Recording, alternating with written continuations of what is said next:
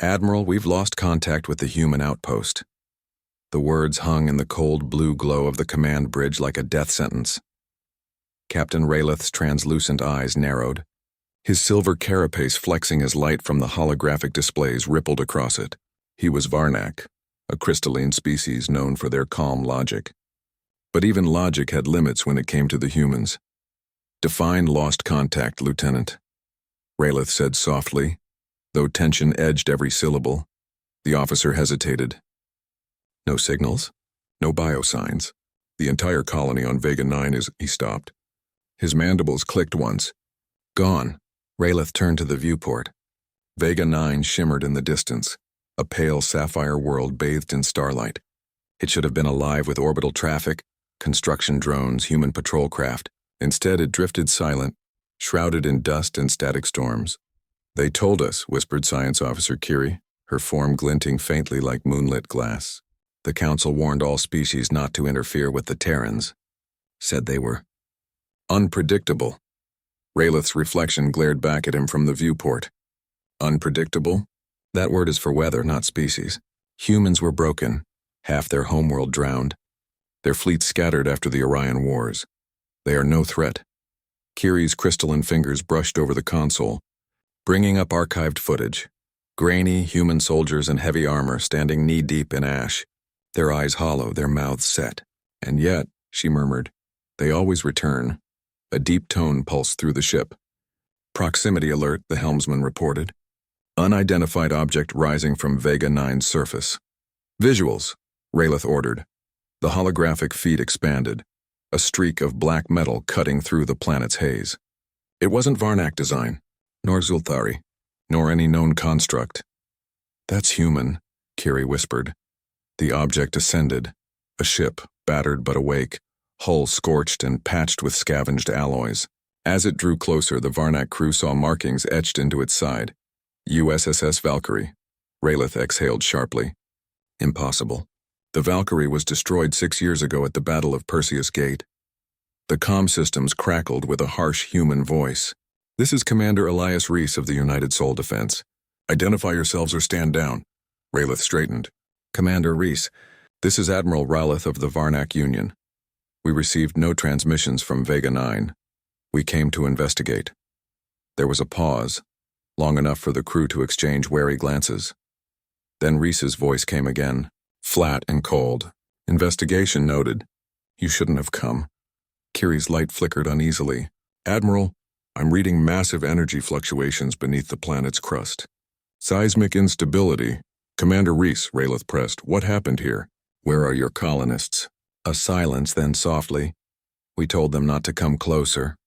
The transmission cut. Before Rayleith could reply, Vega 9 erupted. A blinding flash tore through the planet's northern hemisphere, a beam of blue-white energy punching upward into orbit. Shockwaves hammered the Varnak vessel. Consoles exploded. Crew screamed, "Shields at maximum." Rayleith shouted, gripping the railing as the ship spun. "Report." "Planetary core collapse," Curie shouted. "The humans, they triggered it." Through the chaos, Rayleith stared at the feed. The Valkyrie was ascending through the inferno, unscathed, its engines leaving trails of burning atmosphere. Below it, Vega 9's crust shattered like glass.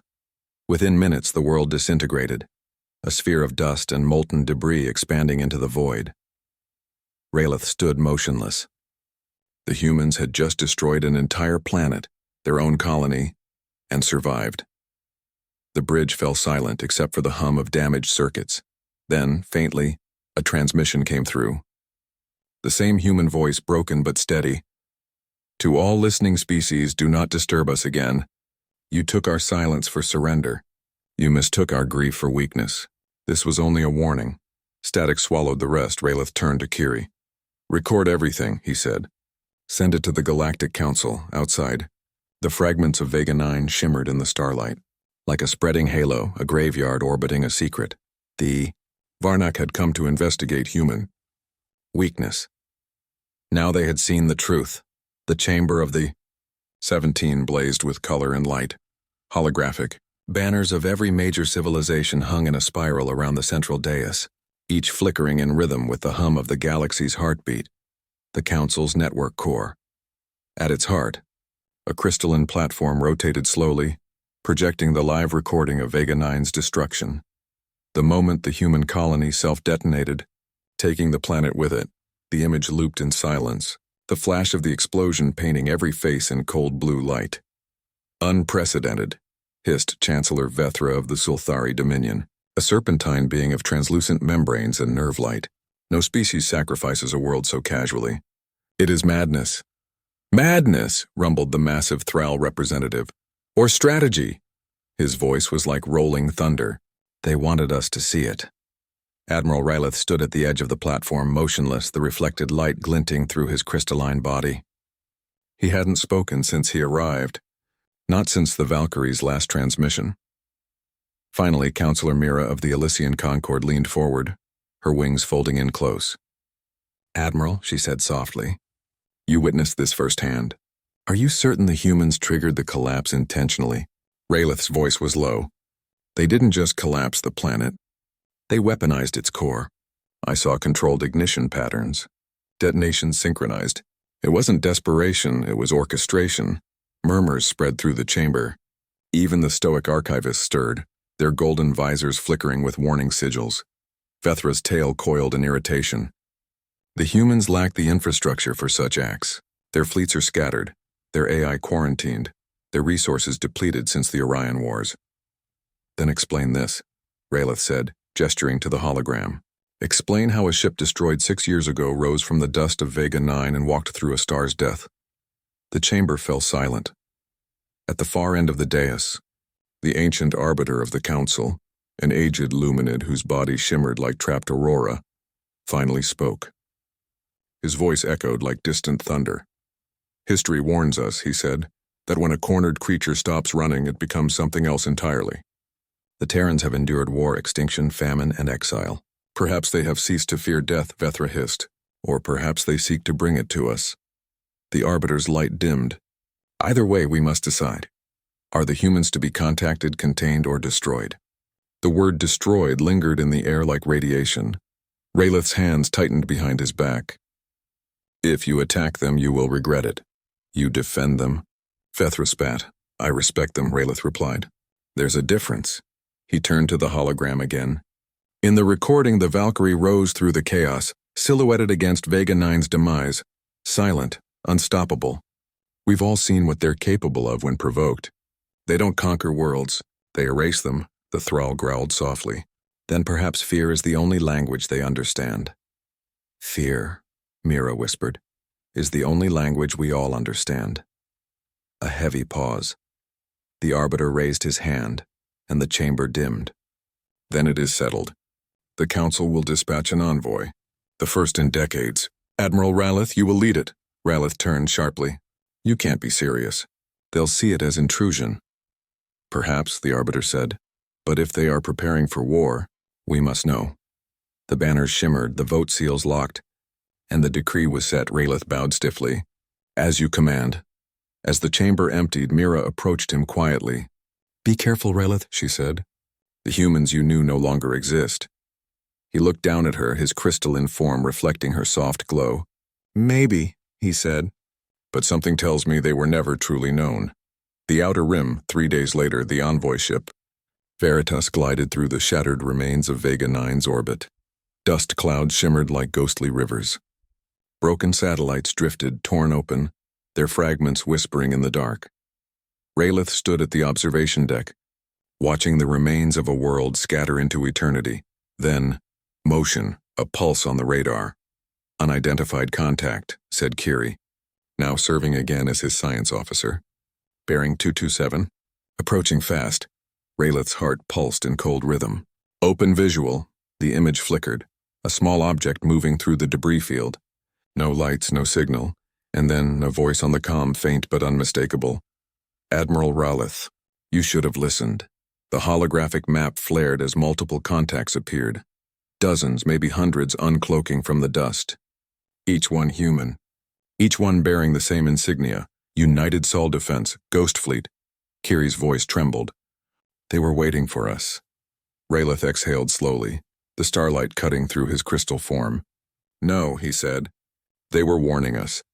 Outside, the Valkyrie appeared again, its hull glowing faintly, as if the ship itself breathed.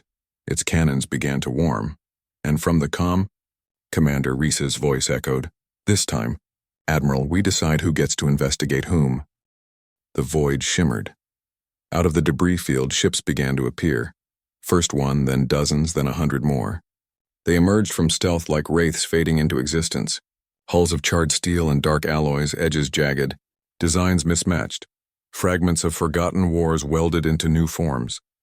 Each bore the same silent insignia, etched into the metal like a scar. United Soul Defense, a Ghost Fleet Admiral. Rayleith's breath caught as his scanners tried, and failed, to catalog them. "Impossible," whispered Kiri. "Humanity couldn't have built this. Not after the collapse." "They didn't build it," Rayleith murmured. "They scavenged it. Every battlefield, every derelict, every fallen ship since the Orion Wars. They've been collecting ghosts." On the comm, the voice of Commander Elias Reese cut through static. Steady, calm, unmistakably human. "This isn't a fleet, Admiral." "It's a warning," Rayleith straightened. "Then speak your warning, Commander." "The Council sent us to make peace." "Peace?" Reese's tone hardened. "Peace died when you let them burn Mars." The bridge fell silent. Even Kiri froze, light flickering across her crystalline skin. Rayleith's voice was quiet. "That was centuries ago. And we remember every second," Reese said. The Valkyrie moved forward, slow and deliberate. Its hull radiated faint energy, patterns crawling like living code beneath the surface. Around it, the rest of the Ghost Fleet formed a silent formation, not aggressive, not afraid. A display blinked red. Kiri gasped. "Admiral, they're power cores. They're fusion stable, but the signatures, they're not human. They're hybridized." Rayleith's eyes widened. "Hybridized with what?" "Unknown," she said. "It's like," she hesitated. "They integrated captured alien tech, including Varnak systems." He turned sharply to the hologram. "Commander Reese, what have you done?" Reese's reply was colder now, almost mechanical. "What we had to. You called us unpredictable. You called us dangerous. You told us to stay on our ruined world. So we listened, we stayed. We learned," he paused. "And then we built something that doesn't need your permission." Rayleith's hands tightened behind his back. "You're destabilizing the balance of the galaxy." Reese laughed, short, bitter. "Balance? You enslaved worlds for minerals, sterilized planets in the name of peace, and called it balance. You're terrified because for the first time someone remembers what you did." The Valkyrie's engines flared and the debris around it began to move, slowly at first, then faster. Broken metal, shattered satellites, and dead ships aligned into strange geometric patterns. Kiri's voice cracked. "Admiral, they're forming a lattice, a gravitational web." Rayleith's chest crystallized with dread. "A weapon?" Reese's voice softened. "A message," the web pulsed. Light rippled through it, bright enough to blind sensors. The debris field transformed into an enormous hologram, spanning thousands of kilometers, visible even from orbit. It showed a single image. Earth. Not the ruined Earth of the past, but whole. Alive, oceans bright, continents green. "A memory," Reese spoke again, his voice trembling now. "We don't want war. We want to be left alone. But if you come again, if you try to contain us," he stopped. The transmission broke into static. Kiri looked up. "He's gone." "No," Rayleith said. "He's moving." The Valkyrie dove into the heart of the lattice. The Ghost Fleet followed, one by one, ships vanishing into light. Then silence. The stars returned. No energy readings, no warp trails. The humans had vanished again. Kiri exhaled, her glow flickering faintly. "Where did they go?" Rayleith didn't answer at first. He stared at the void where the humans had been. "Somewhere the Council can't find them," he said finally. "Somewhere they can rebuild." He turned toward the helm. "Set course for Elysian Station. The Council must see this." But as they prepared to jump, a small signal appeared on their sensors. A single transmission beacon drifting among the wreckage. Rayleith frowned and activated it. The beacon projected an image, a human child, maybe 10 years old, standing in a ruined city, staring up at the sky. A soft voice spoke. "We remember who burned our skies. We remember who watched. And we remember who tried to help. Don't let them silence you again." The message looped once, then died. Rayleith stood in silence, crystalline fingers trembling faintly. "Admiral." Kiri said carefully. Should we destroy the beacon? He shook his head. No, leave it, she hesitated. But why? Raylath turned to face her, his expression unreadable through the refracted starlight. Because, he said softly, the last time someone ignored a human warning, a planet died. The council chamber had never been so loud. Voices clashed in a storm of panic and accusation, every species shouting over the other. The holographic dome above them projected the last recorded transmission of Admiral Raylath, the ghost fleet vanishing into light, leaving behind only the message, "We remember." Now, that memory was unraveling the galaxy. "They've rebuilt in secret," roared Vethra of the Zulthari Dominion, scales pulsing with rage. "And you, Raylath, led them straight to us." "I led no one," Raylath said, his voice calm, but every angle of his crystalline form shimmered under pressure. "They already knew. They've been watching for years." Mira of the Elysians rose from her seat, her silver wings folded tight. Watching from where? Their homeworld was abandoned centuries ago. Abandoned, Raylath murmured, but never forgotten. The Arbiter's voice rolled across the chamber like distant thunder. Enough. What we face now is not ghosts or myths. It is a civilization reborn. The humans are no longer fractured, they are unified. The question is, under whose command? A chill spread through the hall. Raylath hesitated. The Valkyrie's commander, Elias Reese. He was a survivor of Perseus Gate. His fleet was listed as destroyed. Mira frowned. And yet he speaks as if he commands an empire. Vethra's tail lashed the floor. Then we must strike before they grow stronger. Exterminate what remains, scour the Sol system, burn their colonies. Raylath turned sharply. And risk another Vega Nine? Vethra hissed. We outnumber them 1,000 to 1. You misunderstand them, Raylath said coldly. Numbers don't matter. They don't fight for conquest. They fight for memory. And there's nothing more dangerous than a species that remembers pain. Mira's eyes softened. What are you suggesting? I'm suggesting, Raylath said quietly, that we've made a mistake. Centuries ago, when Earth fell, the Council didn't save humanity. We silenced them. We blocked their transmissions, destroyed their satellites, left them to die after Mars burned. Murmurs rippled through the chamber. Shock, guilt, denial. Vethra's voice was sharp. Those are lies. Raylath stepped forward, his voice rising.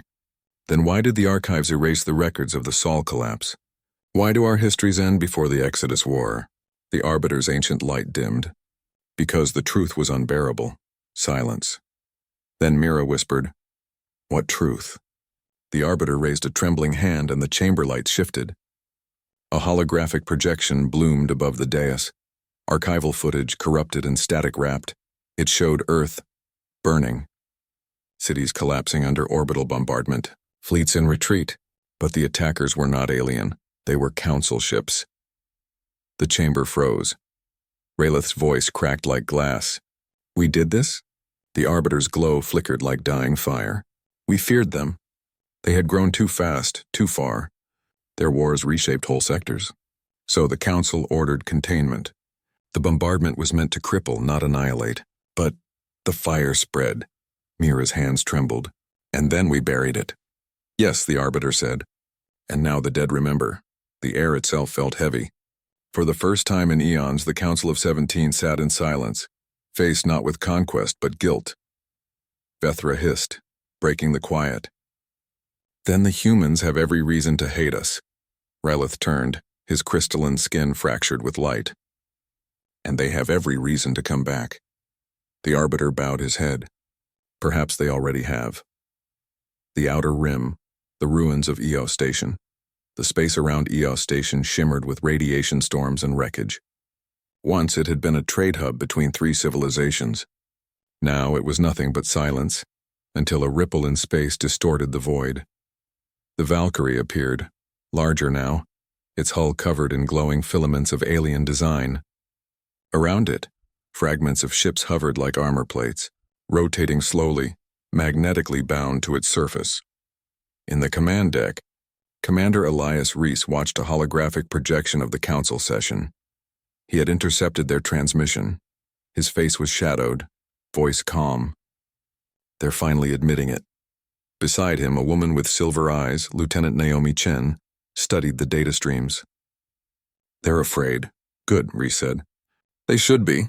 She hesitated. You think they'll attack? They won't, he replied. Not yet. They'll debate, stall, point fingers. The council is a machine built on denial. Naomi glanced up. And when they finally decide? Reese looked through the viewport, at the shimmering wreckage, at the stars beyond. Then we'll remind them what it means to fight something that doesn't want to win, just to end it. He turned toward her. Deploy the beacons, she nodded. Moments later, a dozen small orbs launched from the Valkyrie, vanishing into the void. Each carried a pulse code, the same signal broadcast across hundreds of systems. Transmission received. Across the galaxy, every major world, Varnak, Zulthuri, Elysian, Thrall saw it.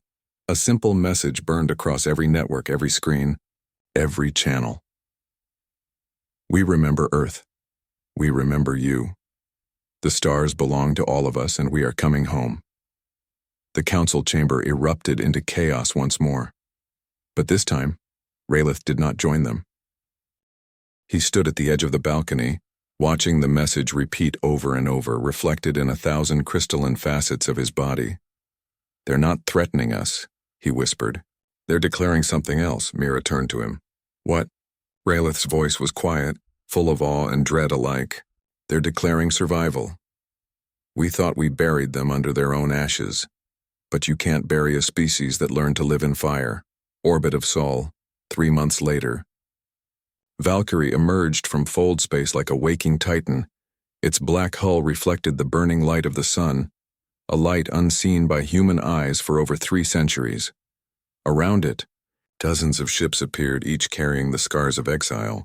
The Ghost Fleet, silent, patient, rebuilt from the wreckage of forgotten wars, had come home. Commander Elias Reese stood at the viewport, eyes fixed on the blue orb before him, Earth. Once scorched and lifeless, now slowly breathing again. The oceans glimmered faintly.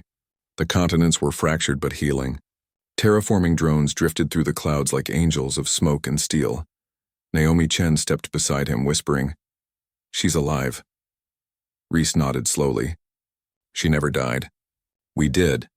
He turned to the tactical display. Clusters of orbital debris, the old defense grid still dormant. Status?